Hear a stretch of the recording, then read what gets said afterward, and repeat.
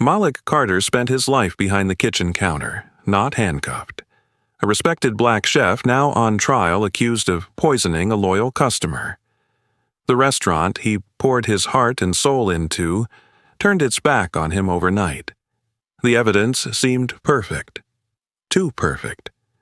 But when rumors of falsified records and a silent witness surfaced, one truth became clear. Malik had no motive, and someone else had everything to hide. Before we begin, let us know in the comments. Where are you watching today? And if you believe that justice always finds the right person regardless of race, then this story is for you. Boston, early autumn. A thin rain slid down the brick facades of the North End, turning streetlights into blurred halos. The harbor air carried salt and metal, cool enough to bite but not yet cruel. Inside Harbor and Hearth, warmth ruled. Amber lights, polished wood, and the low hum of a dining room booked solid for weeks. 15 seconds was all it took to feel the city. Old money, new ambition, and a restaurant determined to be remembered. Malik Johnson had been standing for 11 hours, but his posture never slouched. At 35, he was tall and powerfully lean, with broad shoulders shaped by years of lifting stock pots and crates. His skin was a deep brown, his face angular and calm, framed by close-cropped black hair and a neatly kept beard. His eyes, dark, steady, had learned patience the hard way. Malik wore his white chef's coat like armor. Clean lines, sleeves rolled with intention, the quiet confidence of a man who knew exactly how heat behaved and when to trust it. People said Malik cooked with restraint. He said restraint was respect, respect for ingredients, for diners, for the craft. He had grown up watching his mother stretch groceries into miracles, learned early that discipline wasn't submission. It was survival. "Fire table 12, Malik said, voice level, slicing through the kitchen's noise. 2 scallops, medium. Keep the butter brown, not burnt?" "Yes," Chef echoed back. Harbor and Hearth was his domain now. Not officially, titles lagged behind truth, but everyone knew the kitchen moved when Malik moved. The owners had noticed. Critics had noticed. Even the city had begun to notice the black head chef who didn't shout, didn't swagger, and somehow made plates that felt honest. Tonight mattered. A private dining room held a VIP guest, Donna Whitfield. Donna Whitfield was 62, silver-haired, and carried herself with the composed elegance of someone who had learned, after loss, to choose grace anyway. She was tall for a woman her age, slender without fragility, her posture upright as if grief had taught her not to waste energy on collapse. A retired arts patron and longtime donor to Boston's culinary charities, Donna had eaten at Harbor and Hearth more times than the servers could count. She liked Malik's food because it didn't beg for approval. It simply was. In the back corridor, Gregory Hale watched the floor through the pass window. Gregory was 46, white, broad-chested, with a salesman's smile that never quite reached his eyes. His suits were tailored too sharply for a restaurant manager, his watch a little too loud. He spoke in compliments that landed like calculations. People described him as decisive. Those closer knew he hated surprises, especially the kind he couldn't control. "Everything perfect tonight," Gregory said, clapping Malik lightly on the shoulder. It was meant to be friendly. It felt measured. "Always," Malik replied, not looking up. He was plating scallops now, golden and precise. Gregory lingered half a beat longer than necessary, then moved on. Down a narrow hall lined with inventory sheets and locked coolers, Rachel Pierce stood frozen in front of a terminal. Rachel was 26, pale-skinned with freckles dusting her nose, her light brown hair pulled into a practical ponytail. She was average height, slim, with the anxious posture of someone who tried to take up less space than she occupied. She wore a simple button-down and slacks, sensible shoes. Nothing about her asked for attention. She'd grown up in a small town where rules were followed and trouble avoided. Harbor and Hearth was her first job in a place that ran on pressure. She managed the back-of-house inventory. Invoices, suppliers, logs. Numbers calmed her. Tonight, they didn't. On her screen, a delivery entry blinked. A seafood invoice. The vendor code didn't look wrong, just familiar enough to pass, but the timestamp was off by minutes. The lot number repeated itself in a way that made her stomach tighten. Rachel scrolled back, then forward. Her breath shortened. She glanced toward the hall. Voices echoed from the kitchen. She thought of Gregory's tone earlier that afternoon. Friendly, firm. "Sign it as is," he'd said. "We'll fix it later." Rachel hadn't asked what later meant. She hovered her cursor over the confirmation field and didn't click. The dining room sparkled. Donna laughed softly at her table, a glass of white wine catching the light. The scallops arrived, steam rising, butter whispering against porcelain. She took her first bite and smiled, just a little. Comfort. Minutes passed.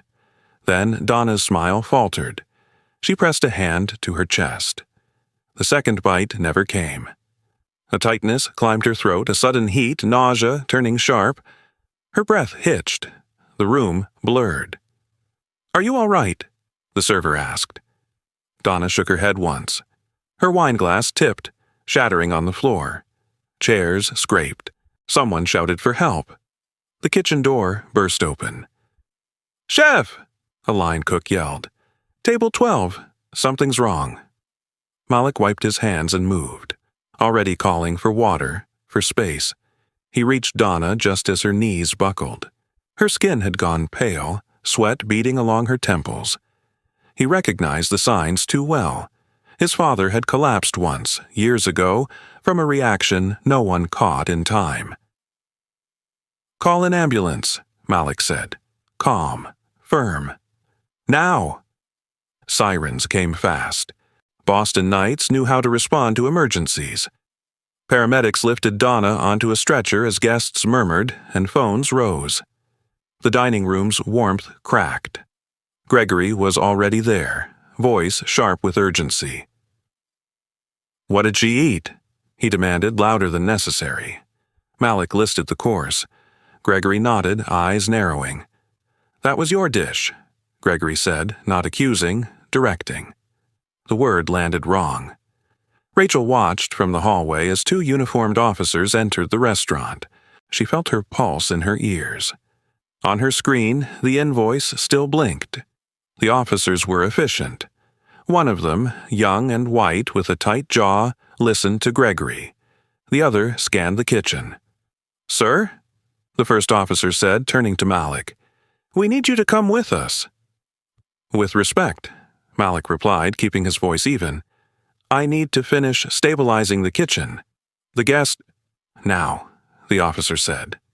Gregory stepped closer. "It's protocol," he added, as if that explained everything. Hands closed around Malik's wrists. Cold metal bit. A murmur rippled through the staff. Someone gasped. Someone else raised a phone higher. Malik didn't resist. He didn't need to. The camera angles would do enough.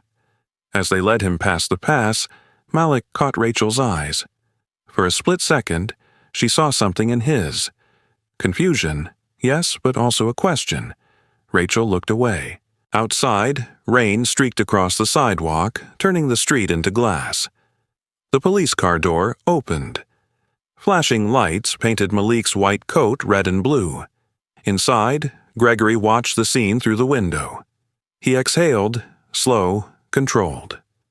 By morning, the video would be everywhere. Malik Johnson spent the night in a holding cell that smelled of bleach and old regret. Dawn crept in through a narrow window, turning the concrete a dull gray. He sat upright on the bench, wrists uncuffed now but still marked, his white chef's coat replaced by a plain sweatshirt the station had given him. The calm he carried in the kitchen returned in fragments. Slow breaths, a steady gaze, yet beneath it ran a quiet disbelief. 20 years of clean service, reduced to a headline before sunrise.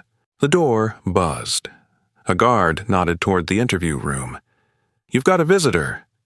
Ethan Brooks was already standing when Malik entered. 29, slim, average height with dark hair that refused to stay combed and a suit that looked purchased for interviews, not victories. His face was open, almost boyish, but his eyes were alert, curious, and unafraid of long odds. He carried a legal pad filled with tight handwriting and a pen he kept clicking and stopping, as if practicing control. "Mr. Johnson," Ethan said, extending a hand. "I'm Ethan Brooks. I know this is fast. I'm glad you called." Malik studied him for a moment, then shook his hand. "I didn't know who else to call." "That's okay," Ethan replied. "I do." They sat. Ethan didn't rush. He asked about Malik's career, his training, the kitchens he'd worked in, the times he'd walked away rather than compromise. Malik spoke evenly, describing standards, not pride. Ethan listened without interrupting, jotting notes only after Malik finished each thought. "There's no motive," Ethan said finally.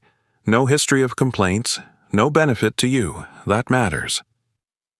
"What about the food?" Malik asked. "They'll say it came from my hands." Ethan nodded. "Hands don't poison people, systems do. Kitchens run on chains: supply, storage, prep, service. If one link fails, we find where. And we don't let anyone decide the story before the facts do." Malik felt something loosen in his chest. Not hope, yet, but a structure for it. Across town, Donna Whitfield woke to the low beep of a heart monitor and the smell of antiseptic. Her hospital room overlooked a narrow strip of the Charles River, gray under the morning sky. She was propped on pillows, silver hair brushed back, her face pale but composed. Years earlier, a sudden illness had taken her husband. Since then, Donna had learned to listen to her body without panic. A nurse checked her vitals. "You're stable." "The doctors think it was a toxin, not an allergy." Donna frowned. "From the restaurant?" "We don't know yet." Donna closed her eyes and saw Malik's face as he'd leaned toward her table countless times. Polite, focused, never defensive. She remembered the first night she'd asked who was cooking, and the server had smiled. She remembered the comfort of knowing what she would get. "That doesn't make sense," Donna murmured. "I've eaten his food for years." Later that afternoon, a woman in a tailored coat entered quietly. Sarah Klein introduced herself as a patient advocate assigned to document Donna's account. Sarah was in her mid-40s, tall and slender, with cropped hair threaded with gray and a voice that carried steadiness rather than warmth. She asked careful questions, not leading ones. Donna answered carefully too. "I don't believe he would do this," Donna said. "If you ask me to swear to that, I will." At Harbor and Hearth, Gregory Hale stood at the head of a polished table in a private room, arms folded. The staff assembled around him: servers, sous chefs, managers. Rachel Pierce stood near the back, hands clasped so tightly her knuckles whitened. Gregory waited for silence. "We're facing a serious situation," Gregory said. "The brand is under threat. Any speculation outside this room hurts all of us." He paced once, slow. "The authorities will handle the investigation. Our job is to present a united front. No interviews, no side conversations. If anyone contradicts the official position, that this was an isolated incident tied to a single dish, you're not protecting integrity. You're betraying the restaurant." Eyes dropped. A server shifted her weight. Rachel felt heat climb her neck. After the meeting, Gregory stopped Rachel near the office door. "You're doing fine," he said lightly. "Just keep the paperwork clean." "Yes," Rachel said too quickly. That evening, Ethan sat at his desk in a cramped office overlooking a bus stop, flipping through Malik's employment records. He paused at a handwritten commendation from a previous owner. Integrity under pressure. He smiled thinly. He called Malik. "They're circling the food. We'll widen the lens." "How?" Malik asked. "Two moves," Ethan said. "First, supply chain. Who ordered? Who delivered? Who logged? Who stored? Second, witnesses, not the loud ones, the quiet ones who touch the truth every day. Rachel sat in her apartment that night, a small place with thrift store furniture and a calico cat named Penny curled at her feet. Penny was old, one ear nicked, eyes cloudy but affectionate. She purred whenever Rachel's breathing quickened, as if trained by years of quiet panic. Rachel opened her laptop and stared at the inventory system. The altered timestamps stared back. She thought of Gregory's smile, of Malik's eyes as he was led away. Her phone buzzed with a message from an unknown number. "You good?" She didn't reply. The next morning, Donna insisted on seeing a lawyer. Sarah Klein raised an eyebrow but complied. Ethan arrived, slightly rumpled, respectful. "I'm not your client," Donna said, "but I won't be silent." Ethan nodded. "We won't ask you to be." They spoke for 30 minutes. Donna described her history at the restaurant, her trust in Malik, the absence of any warning signs. Ethan asked about timing, taste, texture. He didn't push. "That helps," he said. "It helps a lot." Back at the station, Malik was released pending further review. Outside, rain had washed the sidewalks clean. Ethan handed him a folded jacket. "You'll need this," he said. "It's going to get colder." Malik took it. "Why are you doing this?" he asked. Ethan shrugged. "Because when the story's wrong, someone has to rewrite it." That afternoon, Gregory watched a news clip on his office television. The headline framed the narrative neatly. He turned it off and made a call, his voice low. Ethan, meanwhile, sketched a diagram on his pad. Supplier to receiving to storage to prep to service. He circled the middle. "Someone in there knows," he said to Malik. "We'll find them." North Bay Provisions sat on the edge of an industrial stretch south of Boston, a squat concrete building stained by salt air and diesel fumes. At 6 a.m, delivery trucks lined up like tired animals, engines idling, men in reflective vests shouting over the noise. This was where Harbor and Hearth's ingredients began their journey, far from linen tablecloths and soft jazz. Ethan Brooks stood across the street with a paper cup of coffee cooling in his hand, watching the loading dock. He had traded his suit jacket for a dark coat, blending in just enough.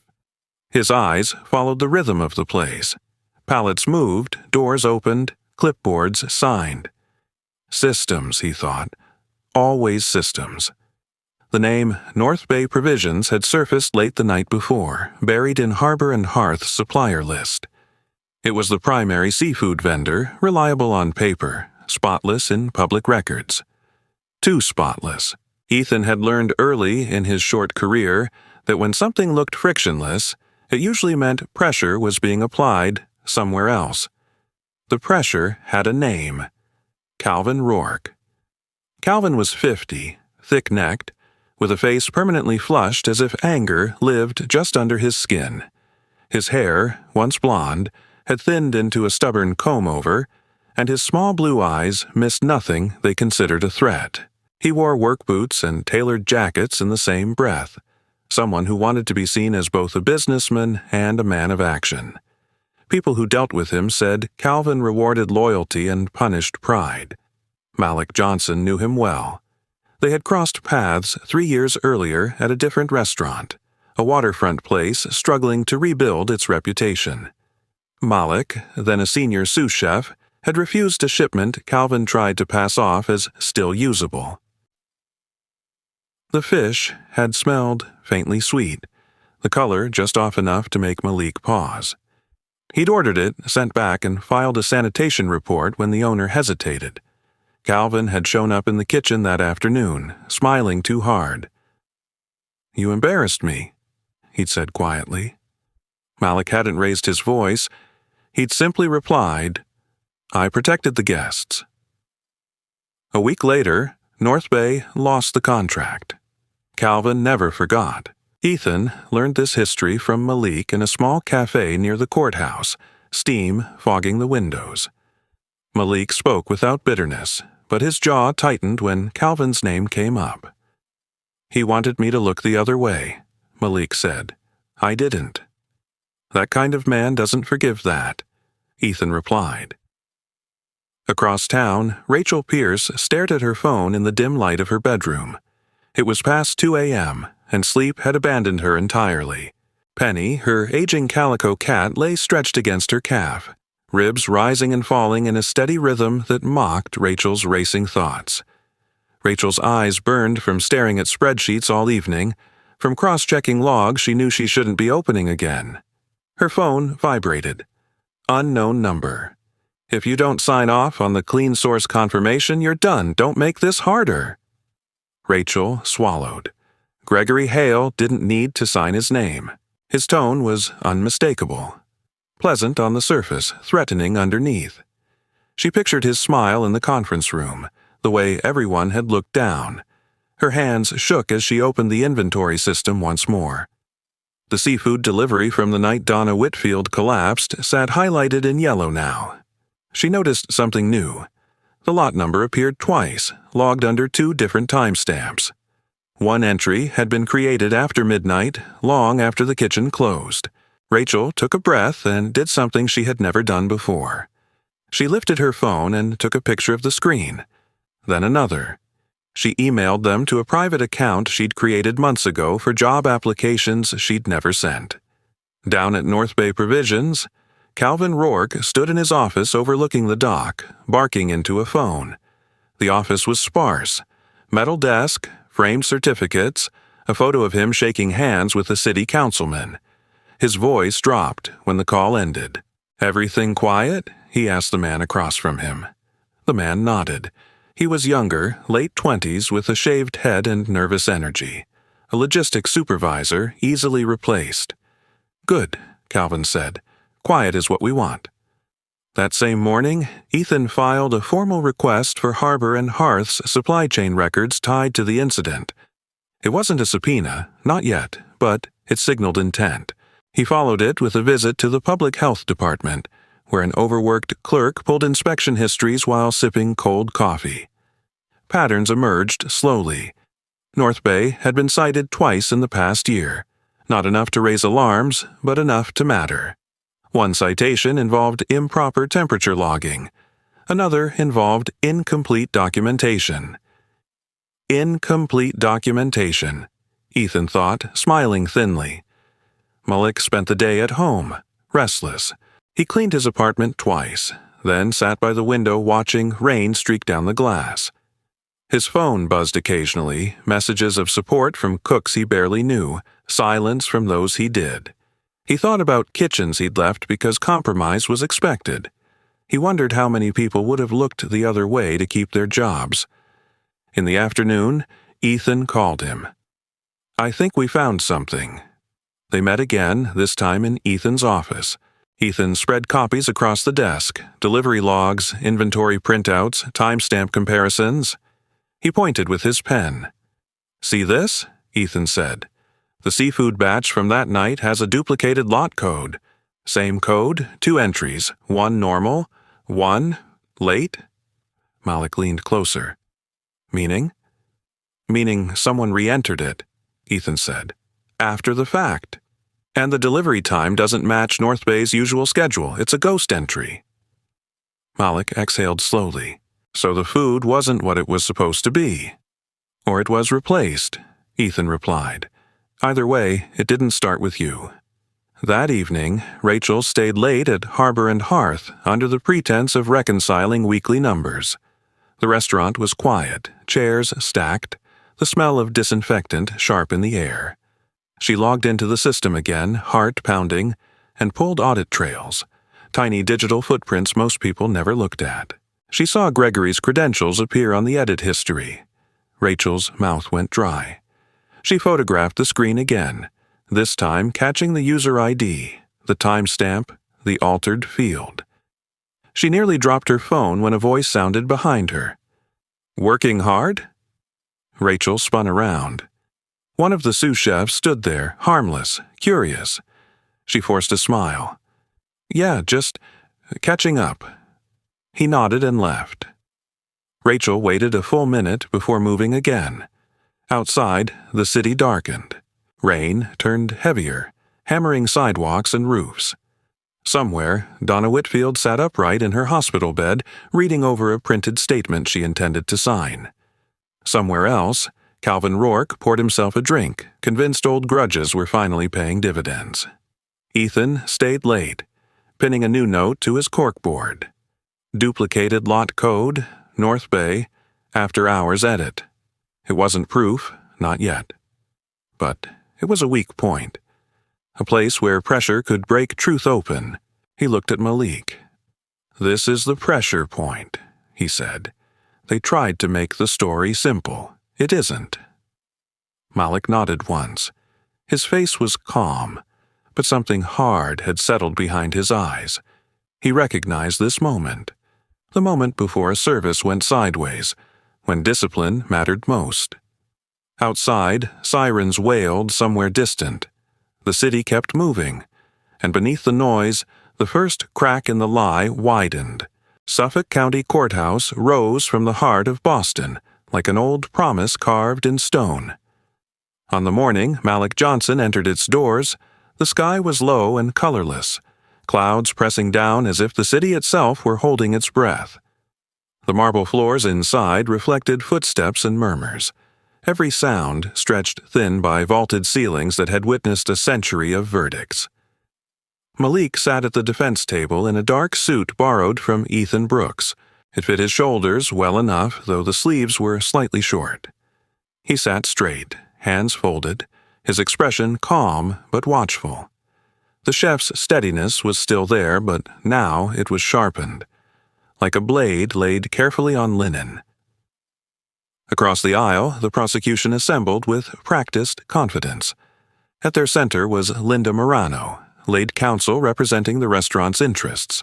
She was in her early 50s, impeccably dressed, with sharp cheekbones and steel-gray eyes that missed nothing. Linda spoke softly but precisely, a woman who believed narratives mattered more than truth if you told them well enough. Years earlier, a high-profile loss early in her career had hardened her style. Since then, she never entered a courtroom without a story already polished. Behind her sat Gregory Hale, hands clasped, chin lifted. He wore a charcoal suit that matched the courtroom's somber palette, his expression solemn, almost wounded. To an outsider, he looked like a man betrayed by someone he trusted. The bailiff called the room to order. Judge Evelyn Carter entered last. At 50, she carried authority without force. Her shoulder-length silver hair framed a composed face etched with fine lines earned, not softened. She moved deliberately, her robe settling around her like a boundary. Years on the bench had taught her to listen beyond words, to posture, to pauses, to what wasn't said.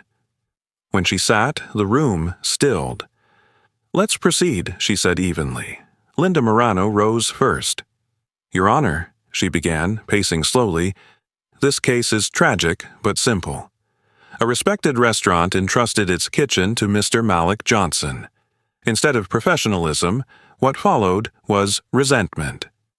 Mr. Johnson, a black chef who felt marginalized, chose revenge over responsibility. A ripple passed through the gallery. She gestured toward Malik without looking at him. The night in question, he prepared the dish consumed by Ms. Whitfield. Shortly before service, witnesses report a heated argument between Mr. Johnson and management. Shortly after, a customer collapsed. Ethan Brooks remained still, pen poised. Linda called her first witness, Daniel Reyes, a junior line cook. Daniel was 24, Latino, lean, with a nervous energy that showed in the way he rubbed his palms against his trousers. He wore a wrinkled shirt and avoided eye contact as he took the stand. Daniel had grown up in a household where conflict meant consequences. Keeping his head down had become instinct. "Mr. Reyes," Linda asked gently, "did you witness an argument between the defendant and Mr. Hale?" Daniel swallowed. "Yes. Can you describe it?" "He was angry," Daniel said, voice thin. "Chef Johnson.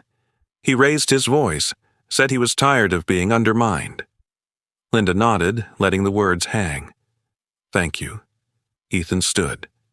May I cross? Judge Carter inclined her head.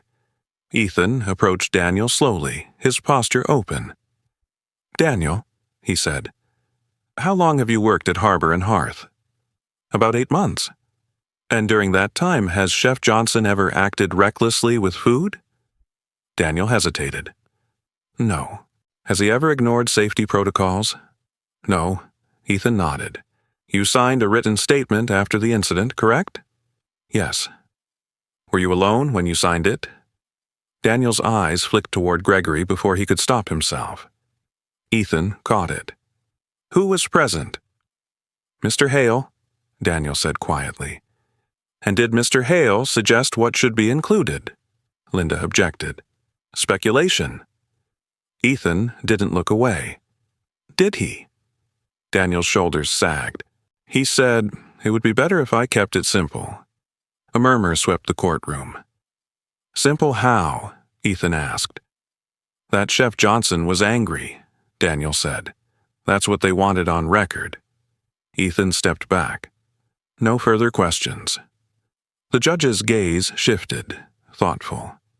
Linda recovered quickly, calling the testimony clarified rather than compromised.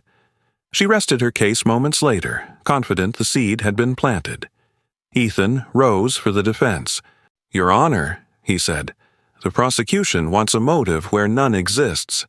Anger is not poison. Resentment is not a toxin. Systems fail. People are blamed. He called Donna Whitfield. Donna entered the courtroom with measured steps, leaning lightly on a cane. She wore a navy coat and pearl earrings, her posture straight despite the ordeal. Illness had thinned her face, but her eyes were clear. I've eaten Chef Johnson's food dozens of times, Donna said under oath. I trusted him. Linda approached. Miss Whitfield, are you suggesting the food could not have harmed you? I'm suggesting, Donna replied evenly, that if he wanted to harm me, he had many chances before. She turned her head and looked directly at Gregory Hale. I believe someone is trying to sacrifice a man to save a brand. Gasps rippled through the gallery. Gregory shifted, jaw tightening. Ethan pressed gently. Did you notice anything unusual about the meal? No, Donna said, until I became ill, and that frightens me, because it means something changed before it reached my plate. Ethan nodded and sat. Silence followed, heavy and charged. He rose again. Your Honor, based on testimony suggesting internal pressure and inconsistencies in documentation, the defense requests permission to subpoena full supply chain records related to the seafood batch in question. Linda objected immediately. This is a fishing expedition. Judge Carter raised a hand. The room stilled. She leaned forward slightly. What concerns me, she said, is not the allegation of motive, but the pattern of control. Witnesses influenced. Records allegedly simplified. That suggests choreography. She paused, eyes moving from Linda to Ethan, then to Gregory. The defense's request is granted, Judge Carter said. Subpoena approved. The gavel struck once. For the first time since the night of his arrest, Malik felt the ground shift. Not beneath him, but away from him. The script had cracked. The courtroom felt smaller on the second day, as if the walls had leaned in overnight. Suffolk County Courthouse hummed with a low, restrained tension, the kind that settles when people sense a reveal coming. Rain tapped the tall windows in a patient rhythm, and the gray light made every face look sharper, less forgiving. Ethan Brooks stood before the bench with a thin stack of exhibits, his suit pressed, his expression steady. He had slept little. Malik Johnson sat beside him, shoulders square, eyes forward. The borrowed suit still pinched at the cuffs, but Malik didn't adjust it. He had learned that stillness could be louder than protest. Your Honor, Ethan began, the defense moves to introduce evidence obtained pursuant to the subpoena granted yesterday. Judge Evelyn Carter nodded once. Proceed. Across the aisle, Linda Morano stiffened, pen poised like a blade. Gregory Hale shifted in his chair, crossing his legs carefully, the picture of composure. Ethan approached the easel and placed the first exhibit, a blown-up screenshot of an inventory log. This is Harbor and Hearth's digital receiving record for the seafood batch served the night Ms. Whitfield fell ill. The timestamp here, he pointed, shows an edit made after midnight. He turned. Ms. Morano, you suggested yesterday that the system is automated. It is, Linda replied. Automated systems, Ethan said, do not log manual edits under a manager's credentials. A murmur rippled through the gallery. Ethan placed the second exhibit beside the first, a bank statement summarized into columns. This reflects payments routed through a shell entity, Bayline Consulting, into an account belonging to Mr. Gregory Hale. The transfers occurred within 48 hours of the altered entry. Gregory's jaw tightened. He leaned toward Linda, whispering. She shook her head once, eyes fixed forward. Ethan's voice remained even. Bayline Consulting does not provide services to Harbor and Hearth. It does, however, share a mailing address with North Bay Provisions Auxiliary Offices. Linda rose. Objection. Inference. Judge Carter didn't look away from Ethan. Foundation? Ethan nodded. The defense calls Rachel Pierce. Rachel Pierce stood at the side door when her name was called. She looked smaller than she had in the restaurant. 26, slim, her freckles pale against skin gone almost translucent with nerves. Her light brown hair was pulled back too tightly as if control could be braided into place. She wore a simple navy blouse and flats, hands clasped so hard they trembled. As she took the stand, she glanced once toward Malik and then away, guilt flickering like a shadow. Penny, her calico cat, would be curled at home by now, waiting for a voice that wasn't coming. Ethan approached gently. Ms. Pierce, you manage inventory and supplier documentation at Harbor and Hearth, correct? Yes, Rachel said. Her voice barely carried. Were you on duty the night of the incident? Yes. Did you observe any irregularities in the system following the incident? Rachel swallowed. No. Linda exhaled, satisfied. Ethan nodded as if accepting the answer. He turned and lifted a single sheet. Ms. Pierce, I'm showing you Defense Exhibit 7. Is this your workstation? Rachel's eyes flicked to the image. The room seemed to tilt. Yes. And these photographs, Ethan laid them down one by one, were taken by you? Rachel's breath hitched. I don't remember. Ethan softened his tone. True or false? The system shows an after-hours edit under Mr. Hale's credentials. Rachel closed her eyes. Tears gathered, then spilled. True.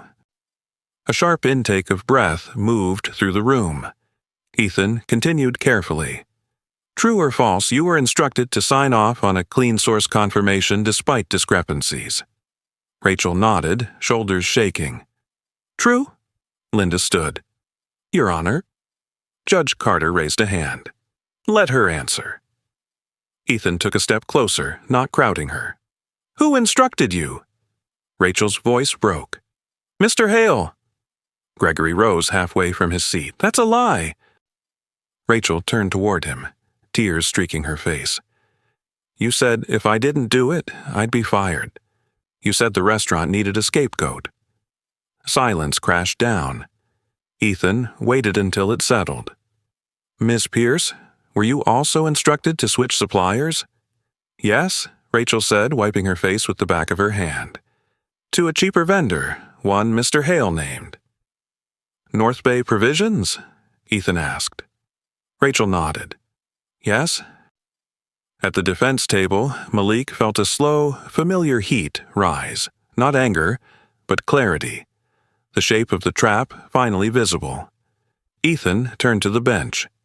Your Honor, the defense calls Calvin Rourke. A stir ran through the gallery as Calvin Rourke approached the stand.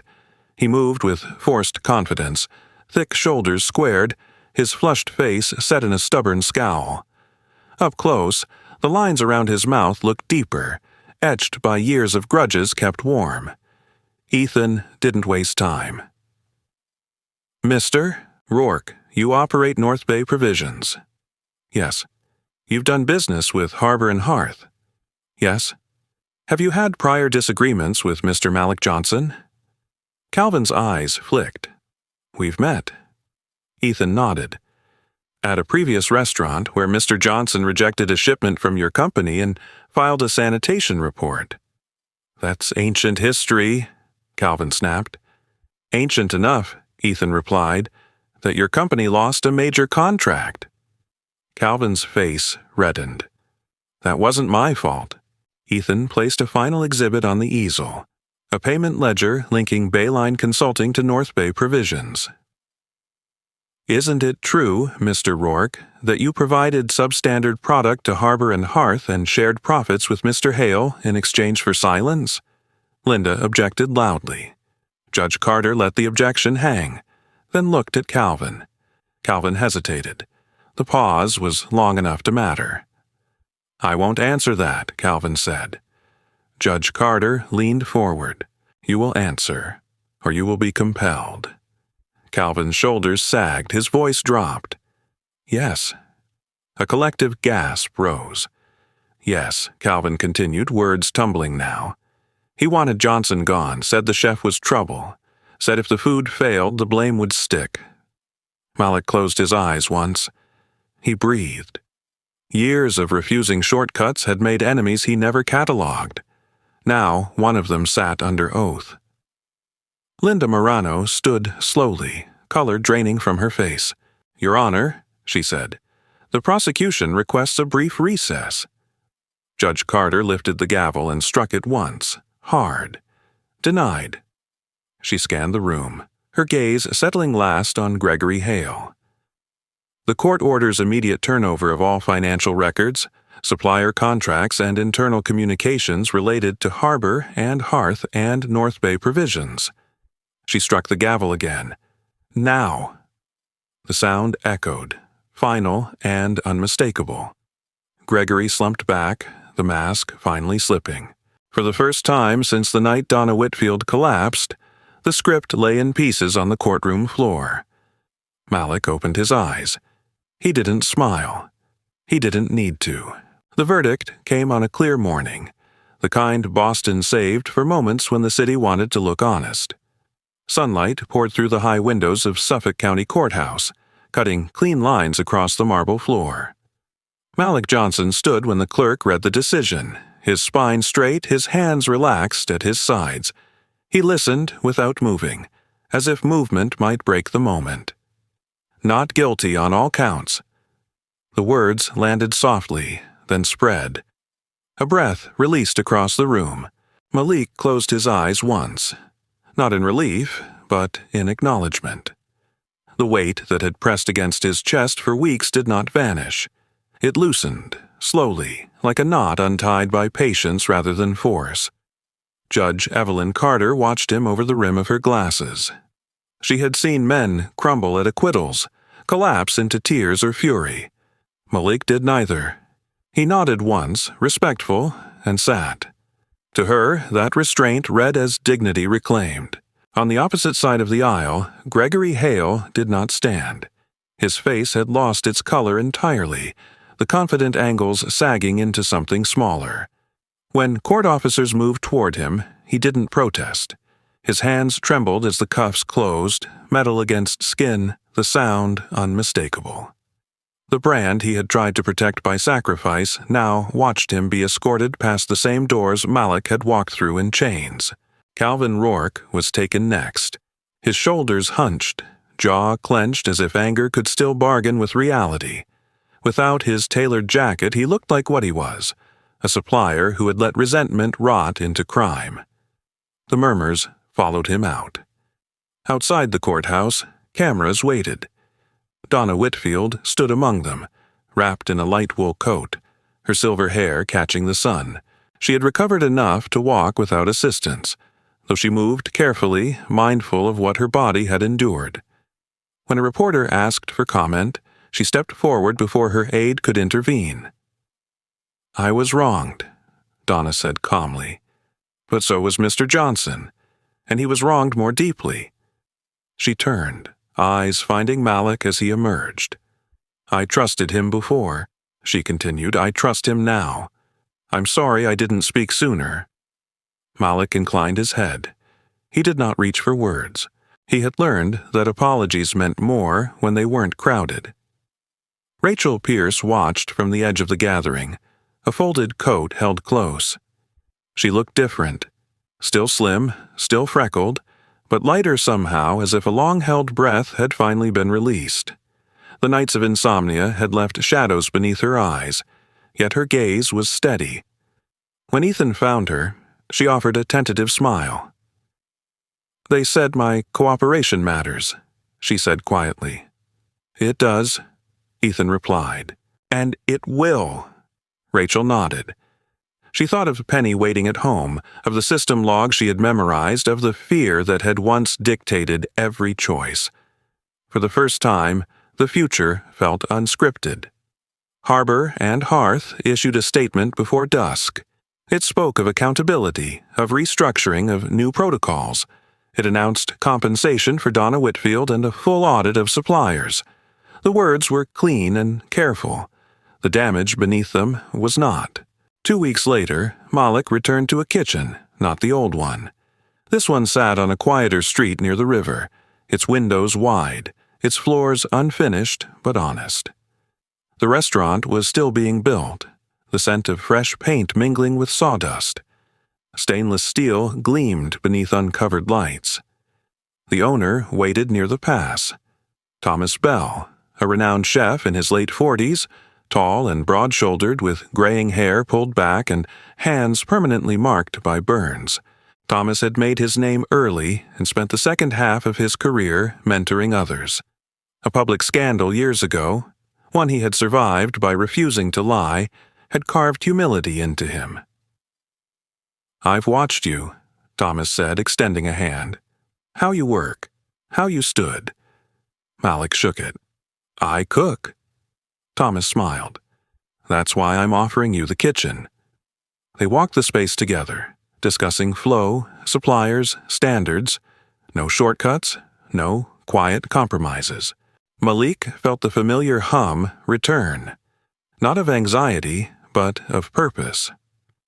Donna Whitfield joined the venture quietly, investing a small sum without press. Not to own, she told Malik, but to believe. On opening night, the dining room filled slowly, then completely. The menu was simple, honest. Malik stood alone for a moment before service began, running a hand along the stainless edge of the prep table. Above the pass, a small frame hung. Inside it, a single line, handwritten. "Integrity is the recipe." The burners lit. The night began. A lesson, gentle yet powerful. In everyday life, not every injustice is captured on camera, and not every truth is quickly exposed. Sometimes doing the right thing comes at the cost of comfort, reputation, or even momentary freedom. But integrity always finds a way to overcome pressure. When we refuse to take shortcuts, when we choose honesty even when standing alone, we are sowing the seeds that will eventually sprout into justice. This story reminds us that ordinary people can be wrongly judged and silence can be as dangerous as wrongdoing. Pay attention to the systems around you, speak up when you feel something is wrong, and defend the dignity of others even if it causes inconvenience. Small choices made with courage can change outcomes far beyond what we see. If this story touches your heart, please share it with someone who needs encouragement today. Let us know in the comments where you saw it and which part of the story resonated with you the most. Don't forget to like, comment, and subscribe to the channel so these stories can reach more hearts. May God bless, protect, and strengthen you to stand firm for the truth in your own life. And if you believe that justice leads faith and always finds the right path, please comment Amen below.